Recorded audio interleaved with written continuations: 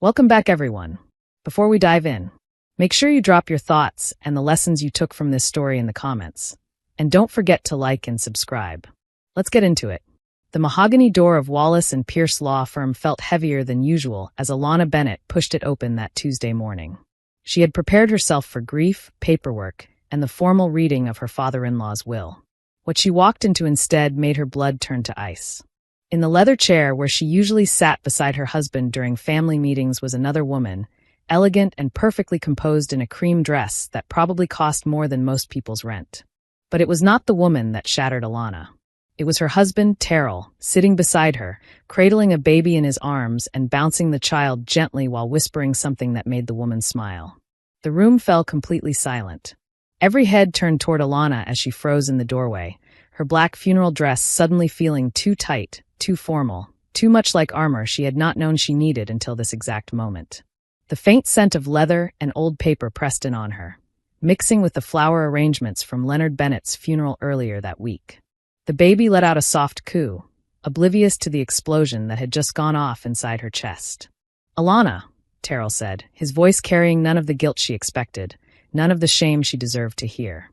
If anything, he sounded almost proud. He lifted the baby a little higher. "I would like you to meet Tanisha. And this," he said, glancing down with a small smile, "is Micah, my son." The words struck her like physical blows. 8 years of marriage. 8 years of standing beside him at these same family meetings.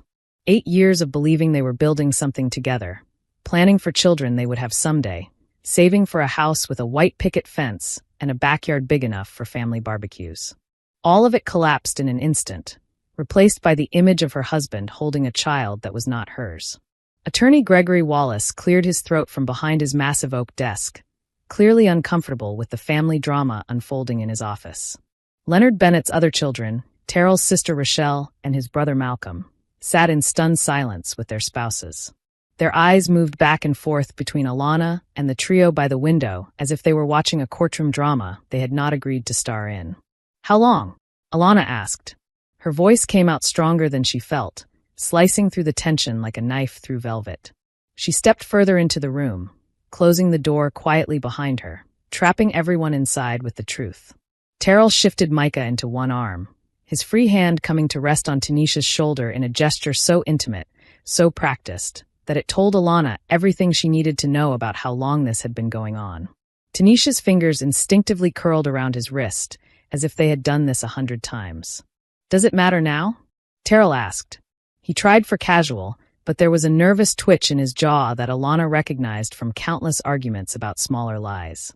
"It matters to me," Alana replied. Her heels clicked against the polished hardwood floor with a sound like a countdown. "It matters because we buried your father 3 days ago. It matters because I held your hand at his funeral. It matters because I have been your wife for 8 years, and this is how I find out you have a child." Tanisha spoke for the first time, her voice smooth but edged with defensiveness. "Actually, I think what matters is that Terrell and I are planning to be married as soon as your divorce is finalized. Mr. Bennett knew about us. He knew about Micah, and he approved." The lie was so bold, so outrageous, that Alana almost laughed. Leonard Bennett had been many things, stern, traditional, demanding. But he had also been fair. He had loved Alana like the daughter he never had. He had walked her through business decisions when Terrell was too busy with work trips. He had asked for her opinion on investments and listened when she spoke, even when Terrell did not. "Is that what you told her?" Alana asked, staring directly at Terrell. "Is that the story you are going with? That your father knew, that he approved, that I was somehow a silent partner in this circus?" Before Terrell could answer, Attorney Wallace rose from his chair with the resigned patience of a man who had seen too many families implode over money and secrets. "If we could all please take our seats," he said. "I have Mr. Leonard Bennett's will to read, and there are very specific instructions about how this meeting should proceed." Alana looked around the room, taking in the faces of the people who had been her family for nearly a decade. Rochelle avoided her gaze, eyes on her folded hands. Malcolm looked pale, as if he might be sick. Their spouses seemed more interested in their phones than the emotional wreckage unfolding around them. Alana realized she had 2 choices: walk out and never look back, or sit down and see what Leonard had planned. If there was one thing she knew about her father-in-law, it was that he was always thinking 3 moves ahead. She crossed the room with her spine straight, her head held high, and chose the empty chair directly across from Terrell and Tanisha. She would not give them the satisfaction of seeing her crumble on the floor. Not here. Not now. Not in the office of the man who had always treated her with respect. As she settled into the chair, Alana caught a flicker of something in Attorney Wallace's eyes.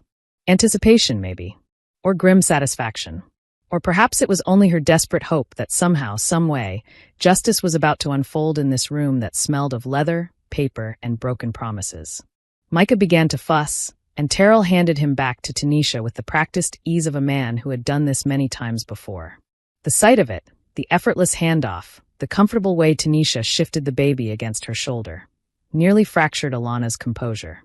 That was supposed to be her life. Her son. Her family. But Alana had not survived 8 years of marriage to a man like Terrell by being fragile. She survived by being observant, by planning, by quietly documenting things he assumed she was too naive to notice. Today, she had a feeling she was about to find out whether those survival skills would finally pay off. Attorney Wallace opened the thick folder containing Leonard's will. His weathered hand was perfectly steady despite the tension that crackled through the room like static before a thunderstorm. Alana watched his face closely, searching for any hint of what was coming.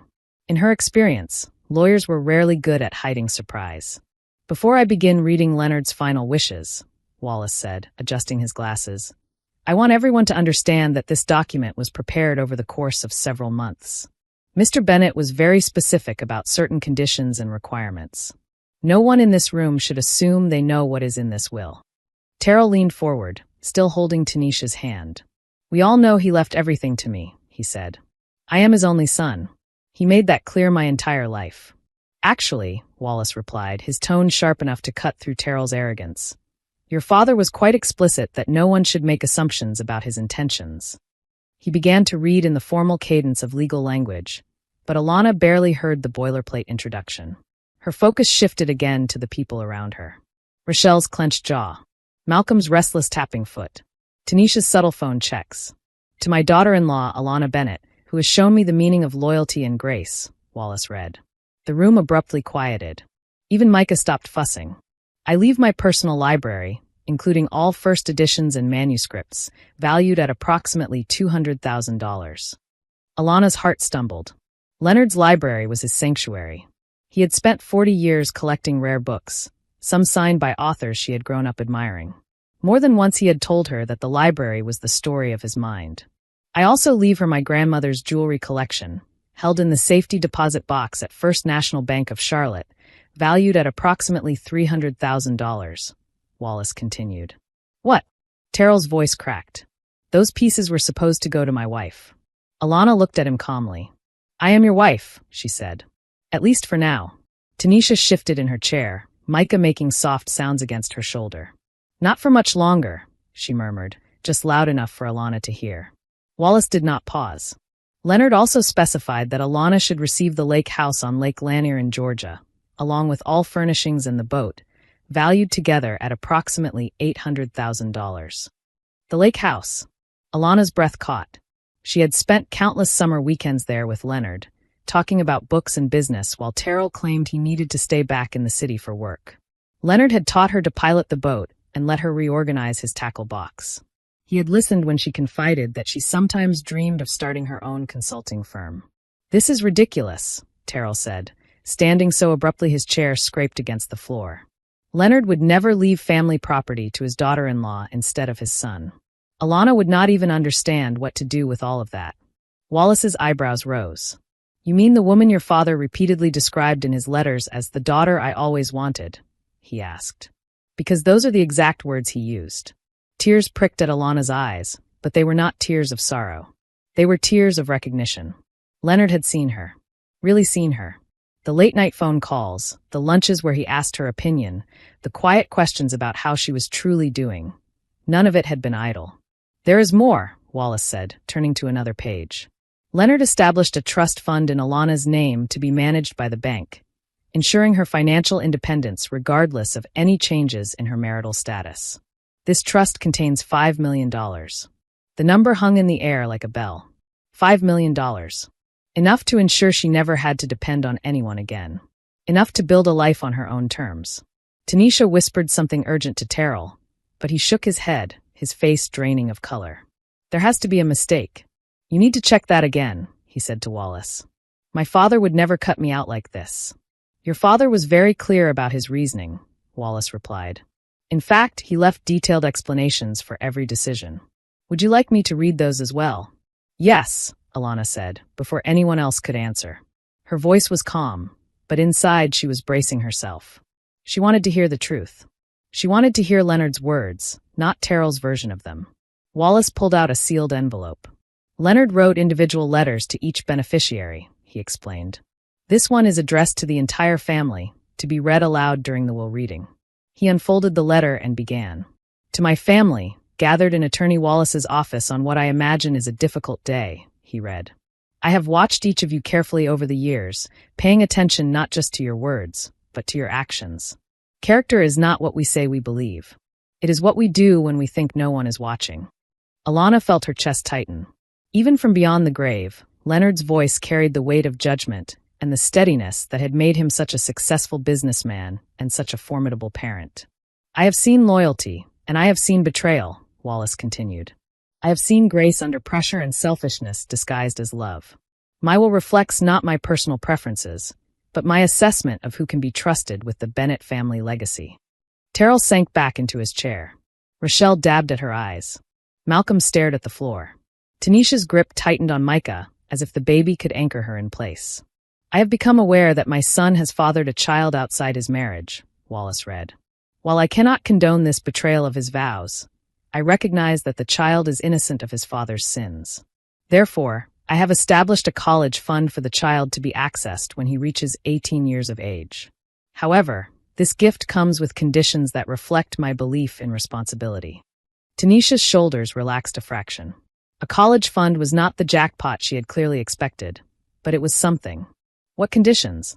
Terrell asked, his voice barely above a whisper. The fund will only be accessible if the child's father demonstrates consistent financial support, emotional presence, and moral guidance throughout the child's upbringing, Wallace read. If Terrell fails to meet these obligations, the fund will instead be donated to children's charities. It was precisely the kind of solution Leonard would devise. Generous to the innocent, demanding of the guilty. Terrell would have to be an actual father to Micah, not just a weekend visitor in expensive sneakers. Furthermore, Wallace went on, this college fund is the only provision made for anyone not legally married into the Bennett family at the time of my death. The silence that followed was heavy. Tanisha's face flushed and then went pale. Micah began to fuss again, picking up on his mother's distress. Rochelle shifted uncomfortably, but did not say anything. Malcolm stared out the window, jaw set. Alana's mind drifted back, unbidden, to the night 6 months earlier when the first crack had appeared in the fragile shell of her marriage. It was their anniversary dinner, a decade together since their first date. She could still smell the seared salmon, still see the candlelight flickering against the mirrored wall of the upscale Charlotte restaurant. Terrell had spent most of that dinner with his eyes on his phone. Each time it buzzed, he apologized and said it was a client emergency. Alana had tried to ignore the sting, telling herself this was the life she had signed up for, married to a man obsessed with deals and numbers. When he excused himself to take a quick call outside, he left his phone face up on the table. The screen lit up with a message. Alana had not meant to look, but the words were impossible to ignore. I cannot wait to feel you again. Micah is kicking so much tonight, I think he misses his father. The message was from Tanisha Redheart. Alana remembered how the restaurant blurred around her, voices and clinking cutlery fading into a dull hum as she stared at the text. The champagne she had ordered for the celebration had suddenly tasted bitter. When Terrell returned, smiling and talking about quarterly reports, she had smiled back. She had played the attentive wife, nodding in the right places. But something in her had shifted that night, like a house settling on a cracked foundation. She had gone home and quietly started paying closer attention. Passwords, statements, patterns.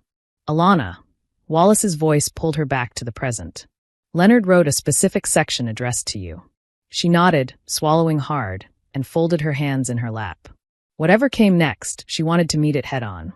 To Alana, Wallace read, who has shown me what it means to love someone unconditionally, even when that love is not returned in kind. You have graced our family with your presence, your intelligence, and your integrity. I have watched you support my son through his failures and celebrate his successes as if they were your own.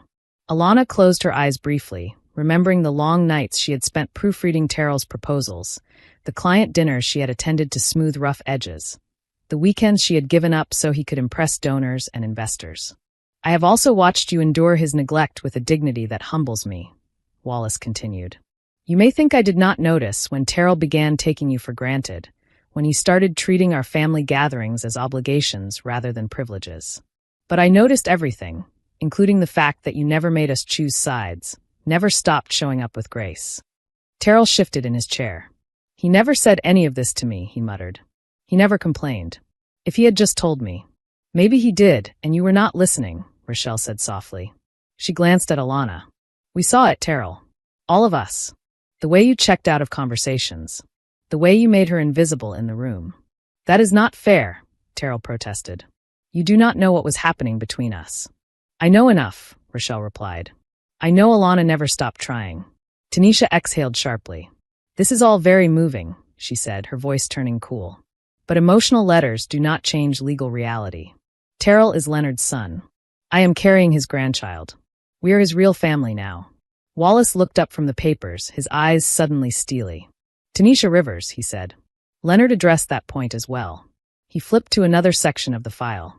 He wrote, I hired a private investigator 6 months ago because I noticed changes in my son's behavior that concerned me. Terrell's head snapped up. You what? He whispered. Leonard had the investigator document every restaurant, every hotel, every story you told to cover your tracks, Wallace read. But what troubled me most was not the affair itself. It was your complete lack of remorse and your willingness to lie to everyone involved, including yourself. Malcolm let out a low whistle. A private investigator, he said. He really went that far. Wallace continued. I have recordings of our phone calls, Terrell. The one where you told me Alana had agreed to an amicable divorce. The one where you claimed she was having an affair with her boss, and you were the wronged party. I also have documentation that you were accessing Alana's personal accounts and tracking her phone to make sure she stayed in line with the version of events you needed her to believe. Alana's fingers tightened on the armrest. The phone tracking explained so much. How he always seemed to know when she took a detour after work. How he called within minutes if she stopped somewhere unplanned. She had assumed it was coincidence or intuition. It had been surveillance. This is not the man I raised, Wallace read from Leonard's letter. This is not the husband Alana deserved, and this is not the father I want shaping my grandson's understanding of manhood. However, I believe in redemption. People change when they are forced to see themselves clearly and face real consequences. So the remainder of my will is my final attempt to give Terrell one last chance to become the man he should have been all along. The room went still. Only the ticking of Wallace's antique clock and Micah's soft whimpers broke the silence. Alana felt the air tighten around them, as if the entire building were holding its breath. Wallace set the letter aside and picked up a thick legal document. Bennett and Associates is worth approximately $23 million, he said. Leonard's remaining personal assets total another $12 million. This inheritance could secure your family's future for generations, Terrell. But it comes with conditions. Terrell sat up straighter, a flicker of hope crossing his face. What kind of conditions? He asked. First, Wallace said, you must publicly acknowledge your extramarital affair and take full responsibility for your actions. This includes a written apology to be published in the Charlotte Herald, acknowledging the hurt you have caused your wife and your family. Terrell went pale. A public apology in the paper? He asked. That would destroy my reputation in this city. Your reputation began to crumble the moment you chose deceit, Rochelle said. At least this would be the truth on record.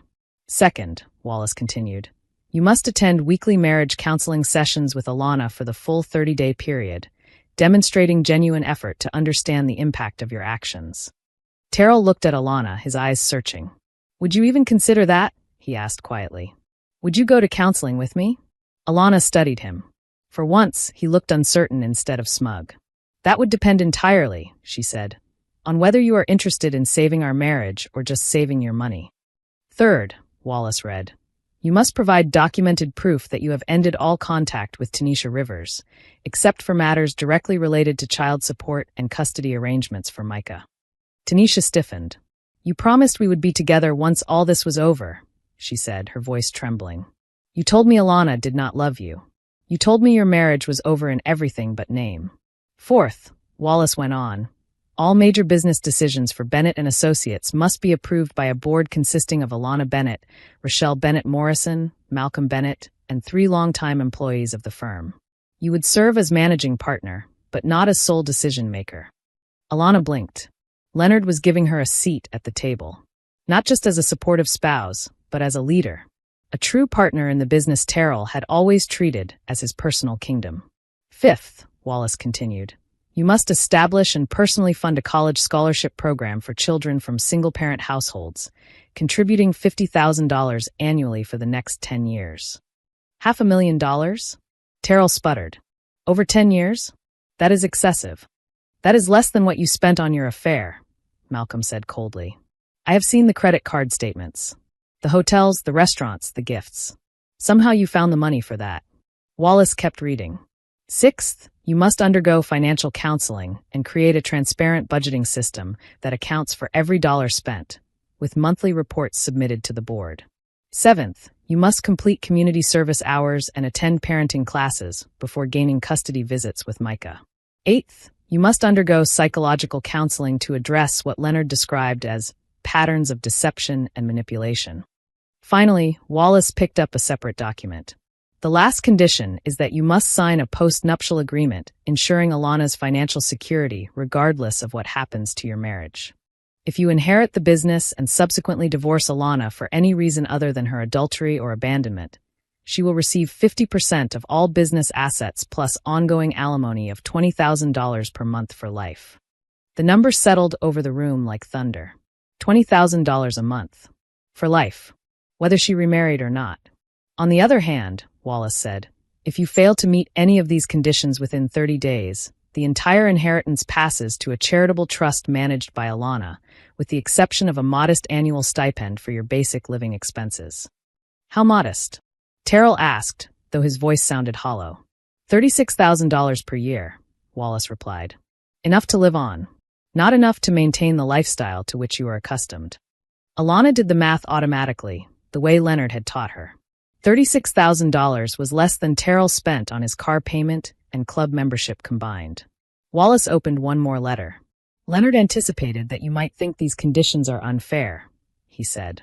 He wrote, fairness is giving Alana 30 days to decide whether you deserve forgiveness. Fairness is offering you a chance to prove you can change instead of simply cutting you out of my will. Fairness is ensuring your son will be provided for regardless of your choices. If you see accountability as cruelty, you have already answered the question of whether you are ready for this responsibility. The faint ticking of the clock grew loud in the silence. Alana sat very still, aware that her entire life was being reshaped in this room. For the first time in months, she felt something like control returning to her.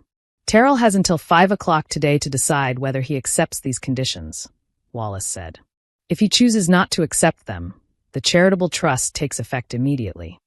I need to talk to Attorney Wallace privately, Alana said suddenly. Her voice cut through Terrell's stunned muttering. What are you planning? Terrell demanded. You are not going to push me into a decision just because. What I am planning, Alana interrupted, is to understand my legal options before you decide anything.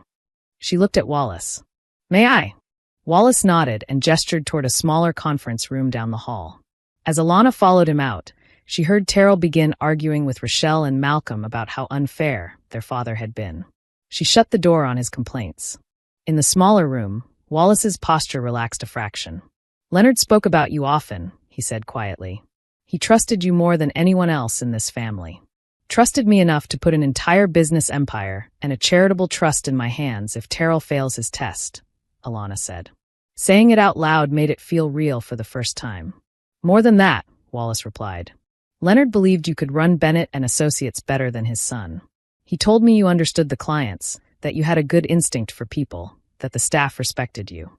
Alana thought of the assistants who sought her out at company events, the clients who seemed more relaxed when she asked the questions instead of Terrell. She had always written it off as being easier to talk to someone who was not the boss. Maybe there had been more to it. Do you think Terrell will accept the conditions? Alana asked. Wallace was silent for a long moment, considering.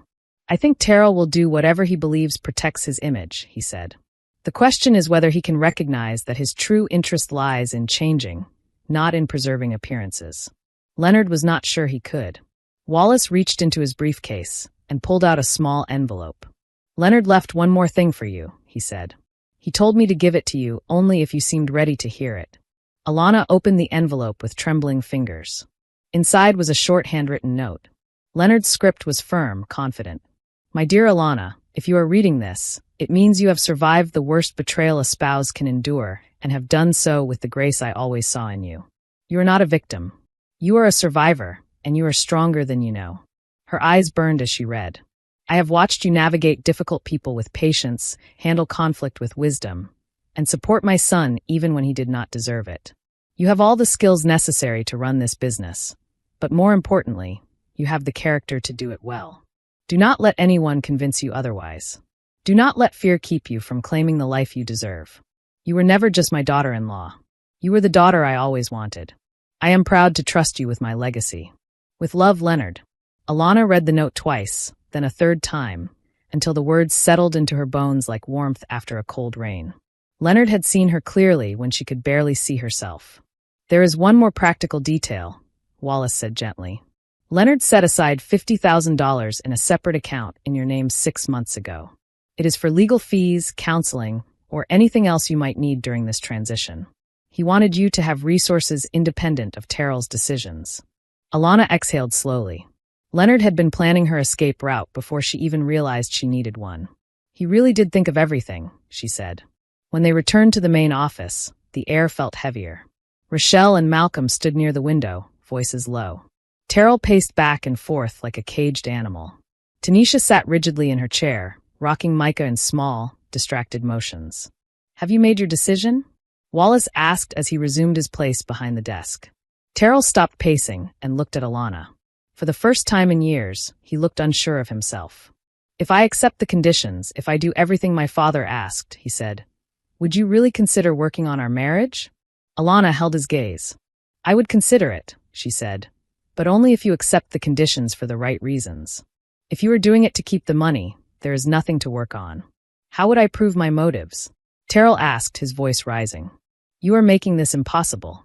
You would accept the conditions even if I said no to counseling, Alana replied. You would choose to be a better man whether or not it benefits you personally. That is how. Terrell fell silent, the weight of that challenge pinning him in place. They all waited as the clock inched toward 5 o'clock. He called 2 different lawyers from the hallway. Both told him the same thing.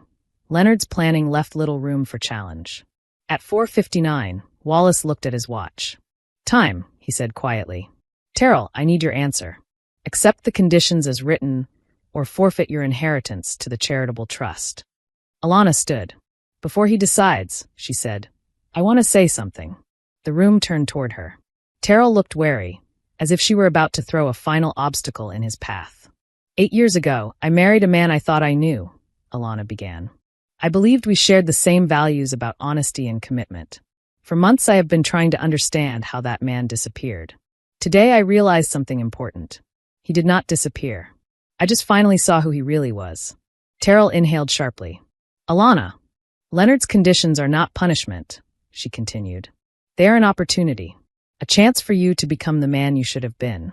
If you cannot see that, then you have already made your choice. I am done begging you to choose us over your pride. She turned to Wallace. Whatever Terrell decides, I want to thank you for carrying out Leonard's wishes. I am ready to honor his legacy, whether that means supporting Terrell as he changes or taking responsibility for what he walked away from. Terrell stared at her as if she had become someone unrecognizable. You want me to fail, he said. You want me to reject the conditions so you can take everything. No, Alana said calmly. I want you to grow, but I am finally willing to accept it if you choose not to. Wallace folded his hands. Terrell, he said gently, I need your answer. Terrell looked at his sister, his brother, Tanisha, and finally at Alana.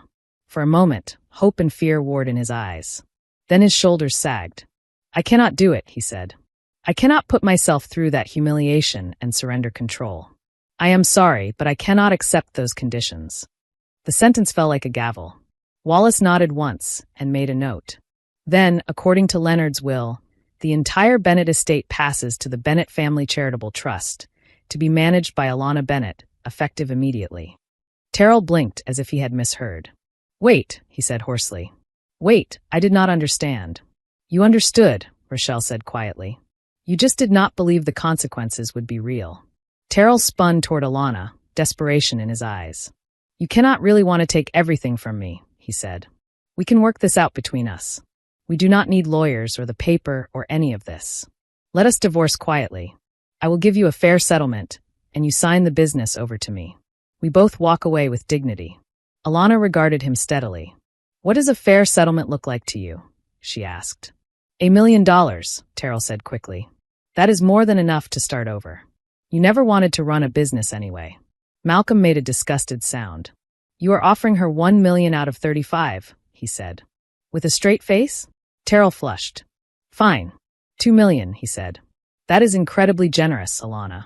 Most people do not see anything close to that in a divorce. So you want me to give up a $35 million estate, a thriving business, and the trust Leonard placed in me in exchange for $2 million and a quiet exit? Alana asked. Her voice did not rise, but the edge in it made even Rochelle glance over. I am trying to be reasonable, Terrell said. You are not cut out for the pressure of running a firm like that. Leonard never meant for you to carry that burden. He was just angry with me. Alana heard the sentence Leonard had written echo in her mind. Do not let anyone convince you that you are not capable. She straightened. You are wrong, she said. Leonard did mean for me to carry it. He knew exactly what he was doing. I will contest the will, Terrell snapped. I will claim you manipulated him. I will say he was not thinking clearly. The court will not let this stand. Leonard anticipated that. Wallace replied evenly. He underwent a full psychological evaluation 2 weeks before his death. The report is on file. He was fully competent. As for manipulation, the private investigator's report shows a long pattern of deceit. From you, not from Alana. Terrell looked around the room, searching for support that was no longer there. Rochelle would not meet his eyes. Malcolm's expression was closed. Tanisha looked exhausted, her dreams of effortless luxury crumbling. What about Micah? Terrell asked suddenly. You cannot punish my son because you are angry at me. No one is punishing him, Alana said. Leonard set up a college fund. It will be there if you are the kind of father who shows up. That part is entirely in your hands. A college fund will not pay for everything else until then, Terrell said bitterly. Housing, food, childcare. Then you will have to do what the rest of us do when we have responsibilities, Rochelle said. You will have to work. The reality settled over the room. Terrell would receive $36,000 a year. No business. No empire. No safety net beyond what Leonard had already carved out for his grandson. What happens now? He asked, his voice almost a whisper. Alana turned to Wallace. What does managing the charitable trust involve? She asked. You will oversee the business to ensure continued profitability, Wallace said. You will work with a board to allocate funds to community initiatives and scholarships. You will essentially carry forward Leonard's vision of using wealth to benefit both the firm and the city. Alana nodded slowly. It was daunting. It was also exactly what Leonard would have wanted. A legacy built on integrity, not ego. She looked at Terrell one last time. I genuinely hope you find a way to be happy, she said. Just not at my expense anymore. 6 months later, Alana stood at the head of the Bennett and Associates conference room, looking out at the faces of more than 200 employees.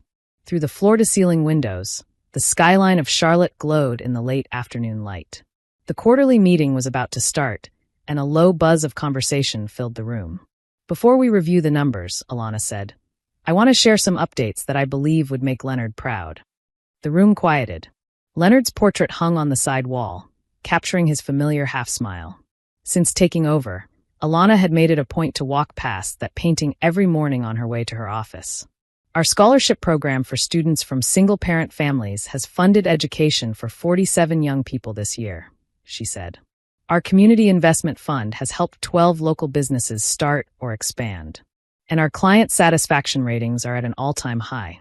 Genuine applause broke out. It was not polite clapping. It was warm and real. The staff had watched her step into a role many had assumed would be Terrell's. They had worked under her for 6 months, and they knew she did not make decisions lightly. But the most important thing is this, Alana continued. We have proven that running a business with integrity does not mean sacrificing success. Our profits are up 18% this year, and we have added 32 new clients who chose us specifically because of our reputation for ethical practices. As the meeting moved on to department reports and projections, Alana listened carefully, asking pointed questions, encouraging quieter team members to speak up. She heard Leonard in her own voice sometimes, not in the tone, but in the insistence on clarity, on honesty. After the meeting, as people filed out, Rochelle lingered. "You did well," she said, slipping an arm around Alana's shoulders. Leonard would have loved that scholarship slide. "He is still here," Alana said, glancing at the portrait. "Every time we decide to do something the harder but right way, he is here." The months since the will reading had not been simple. There had been late nights, tough board meetings, and more paperwork than she had imagined possible. But there had also been small joys. The first scholarship recipients sending thank you notes, local businesses turning their first profit, employees saying they felt proud to work at Bennett and Associates again. Terrell had taken a job at a smaller investment firm in a neighboring city, working under a manager for the first time in years. He made a fraction of his old compensation, but he was consistent with child support payments. According to the reports that found their way to her, he saw Micah every other weekend, taking him to the park and reading to him at night. Leonard's conditions had not changed Terrell's character overnight, but they had forced him to grow up a little. Tanisha had moved back to her hometown to be closer to her family. Co-parenting was logistically more difficult with the distance, but Alana suspected it was emotionally healthier for everyone involved. The last time she had heard Terrell speak about Tanisha, his tone had been respectful, even regretful. The divorce had been finalized quietly 3 months after the will reading. Terrell signed the papers with no grand speeches, no last-minute deals. Perhaps he finally understood that fighting Alana would only bring more of his past deeds into public view. That evening, after most of the staff had gone home, Alana remained in the conference room, looking up at Leonard's portrait. "Thank you," she said softly, as she often did when the building was quiet. Her phone buzzed. A text from an unknown number appeared on the screen. Normally she would have ignored it, but something made her open it. "Hi, Alana. This is Tanisha. I hope it is all right that I got your number from Terrell. I wanted to thank you for not fighting the college fund. I also wanted to say I am sorry for my part in what happened. You did not deserve any of that. I hope you are doing well." Alana stared at the message for a long moment. Old anger stirred, then faded. So much of her life had changed since that day in Wallace's office. She had no desire to go back and relive the worst parts. She typed back slowly. "Thank you for reaching out. I hope you and Micah are happy and healthy. That is what matters most." It was not quite forgiveness, but it was a kind of peace. The anger that had once fueled her was finally giving way to something steadier. Acceptance, purpose, and a cautious openness to whatever came next. As she gathered her things to leave, her assistant appeared at the door. "There is someone here to see you," she said. "He says he is from the community college about the scholarship program. Do you have a few minutes?" "Send him in," Alana said, setting her bag back on the table. A tall man in his early 40s stepped into the room, carrying a folder. His suit was neat but slightly rumpled, like he had been running between meetings all day. He had kind eyes and an easy, sincere smile. "Ms. Bennett," he said, offering his hand. "My name is Dr. Stephen Cole. I am from Central Carolina Community College. I work with the scholarship office, but I am actually here about something slightly different." "Nice to meet you, Dr. Cole," Alana said, shaking his hand. "How can I help you?" He sat when she gestured to a chair. "I run a nonprofit in partnership with the college," he explained. "We focus on helping people transition out of difficult life situations, divorce, job loss, family crises. I have been following the work you have done with the Bennett Family Charitable Trust, and I wondered if you might be interested in collaborating on a new program." "What kind of program?" Alana asked, intrigued despite herself. "Financial literacy and emotional support for adults who are rebuilding their lives after major upheaval," Dr. Cole said. "We see so many people who get a small settlement or support payment and have no idea how to make it last. They need tools and a community, not just a check." As he spoke, Alana felt a strange, quiet recognition. She thought of the woman she had been 6 months earlier, sitting in Wallace's office with her world collapsing and no idea what her life would look like on the other side. "That sounds like exactly the kind of work Leonard would have liked us to support," Alana said. "And honestly, it sounds like something I wish had existed for me." Dr. Cole smiled. Then maybe we are onto something good, he said. I brought a proposal draft, but it is flexible. I was hoping we could shape it together. They spent the next 20 minutes going through his ideas. Workshops on budgeting after divorce, small groups for people who had lost jobs, mentorship programs pairing successful entrepreneurs with those starting over. Alana found herself leaning forward, asking questions, suggesting changes. At one point, Dr. Cole paused and studied her for a moment.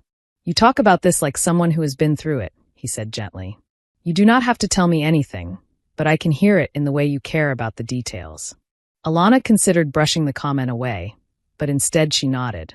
6 months ago, I watched my marriage end in my father-in-law's lawyer's office, she said. It was brutal, but it was also the beginning of everything I am doing now. Dr. Cole nodded, his expression thoughtful. I am sorry you went through that, he said, and I am impressed by what you have built from it. That is exactly the kind of story that gives people hope. There was a beat of silence, warm rather than awkward. Alana felt something she had not felt in a long time. Curiosity about someone new, unconnected to the mess of her past. I would like to hear more about your nonprofit, she said. We have covered the program details, but I am interested in how you got into this work. I went through a rough stretch myself about 10 years ago, Dr. Cole said. A sudden layoff, family illness. A mentor helped me rebuild, and I promised myself I would pay that forward someday. Alana smiled. Would you be open to continuing this conversation over dinner sometime? She asked, surprising herself as much as him. I would like to hear more, and I suspect email will not do it justice.